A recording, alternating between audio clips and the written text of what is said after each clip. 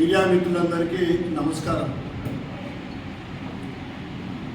ఈరోజు ముఖ్యంగా ఇందూరు అర్బన్ నియోజక ప్రజలకు ఈ కాంగ్రెస్ ప్రభుత్వము తెలియకుండా ఏ విధంగా మోసం చేస్తుందో, ఏ విధంగా కక్ష సాధింపు చేస్తుందో ఈ విషయాలు తెలియడానికి ప్రెస్ మీట్ పెట్టడం జరిగింది.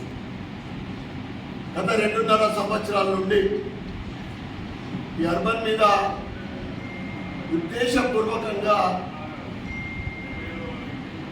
ఒక కక్ష సాధింపు చర్య జరుగుతూ ఉంది. ఎటువంటి అభివృద్ధి జరగకుండా, ఎటువంటి అభివృద్ధికి నిధులు విడుదల చేయక 2.5 సంవత్సరాలు ఈ కాంగ్రెస్ ప్రభుత్వము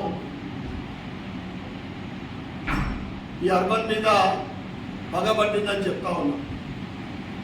ఎందుకంటే మొన్ననే మనము గత 10 రోజుల క్రితము 3 జిల్లాలలో, జిల్లా కేంద్రాలలో ఔటర్ రింగ్ రోడ్ మనము మొన్ననే చెప్పుకోవడం జరిగింది. ముఖ్యంగా కరీంనగర్, వరంగల్, ఖమ్మం ఈ ఔటర్ రింగ్ రోడ్ ఇస్తానే ముఖ్యమంత్రి రేవంత్ రెడ్డి గారు కార్పొరేషన్ ఎలక్షన్ల ముందు వచ్చి అభివృద్ధికి నిధులు ఇస్తా, ఔటర్ రింగ్ రోడ్ ఇస్తా, మేయర్ చేయండి అని చెప్పిండు. మరి ఇప్పుడు మేయర్ పీఠం మీద కాంగ్రెస్ వాళ్ళే ఉన్నారు కదా, మరి ఆ మాట తప్పినందుకు ఏం చేస్తారు? ఇప్పుడు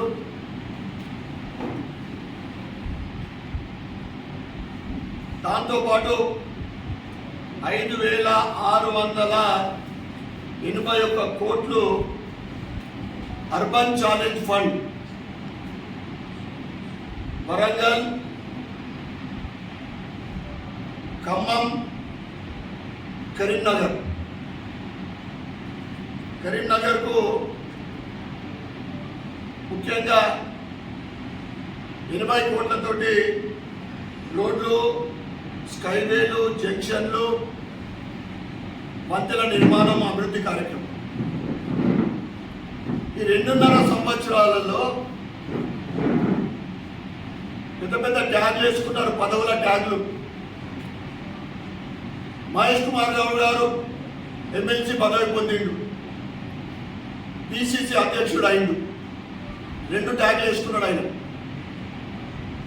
2 ప్రభుత్వ సలహాదారులు,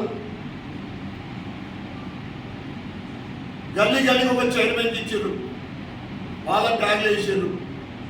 వీళ్ళంతా కలిసి ఇందూరుకు 2.5 సంవత్సరాలలో 1 రూపాయి కూడా తీసుకురాలేదు.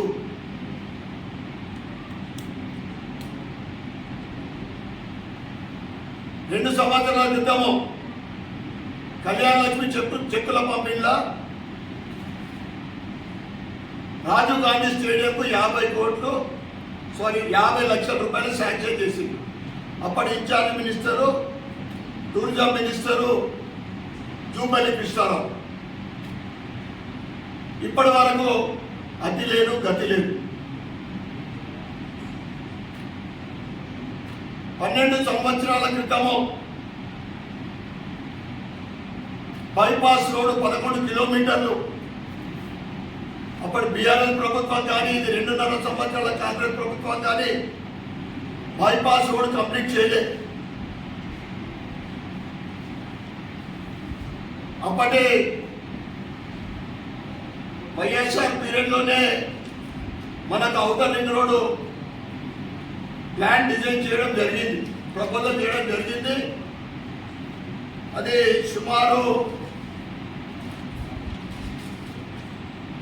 52 కిలోమీటర్ల ఓవరాల్. కొత్తదే కాదు మనం అడిగేది. నేను ఎమ్మెల్యే అయిన తర్వాత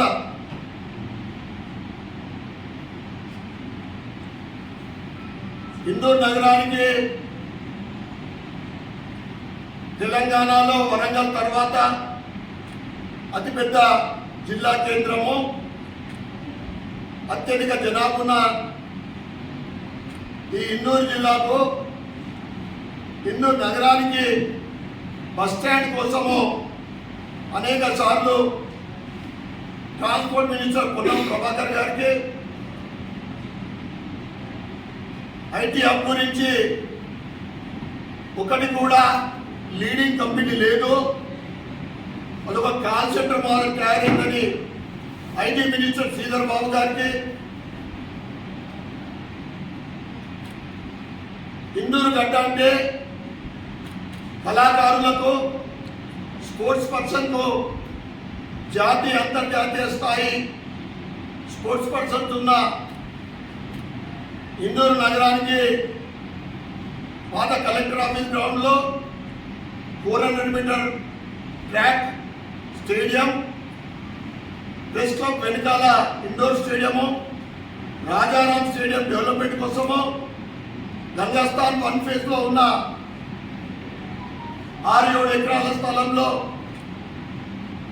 స్టేడియం కావాలని చెప్తే దానికి అతిగతి లేదు. మాస్టర్ ప్లాన్ కావాలని ముఖ్యమంత్రి గారికి ఇవన్నీ చెప్పడం జరిగింది. ఈ బస్ స్టాండ్ కానీ, ఐటీ హబ్ గురించి కానీ, స్పోర్ట్స్ స్టేడియంల గురించి కానీ ప్రతిదీ రిలేటెడ్ మినిస్టర్లకు ఇస్తూ, ఇన్ఛార్జ్ మినిస్టర్లకు గతంలో జూబెల్లికి ఇప్పుడు సీతక్కకి ఇస్తూ అన్ని లెటర్లు కూడా ముఖ్యమంత్రి గారికి ఇవ్వడం జరుగుతూ ఉంది. ఇప్పటి వరకు ₹1 అటు డెవలప్మెంట్ ఫండ్ కానీ, ఇటు స్పెషల్ ఫండ్ కానీ ఏ ఒక్కటి తీసుకురాని మహేష్ కుమార్ గౌడ్ గారికి నేను డైరెక్ట్గా అడుగుతా ఉన్నా, ఎందుకు చేతనైతే లేదు? వైఎస్ఆర్ బి శ్రీనివాస్ యొక్క మాది లక్కీ జోడి, రేవంత్ రెడ్డిని మాది కంచె లక్కీ జోడి అని ఆయన చెప్తా ఉన్నాడు. ఇది లక్కీ జోడా లేక డిజాస్టర్ జోడా?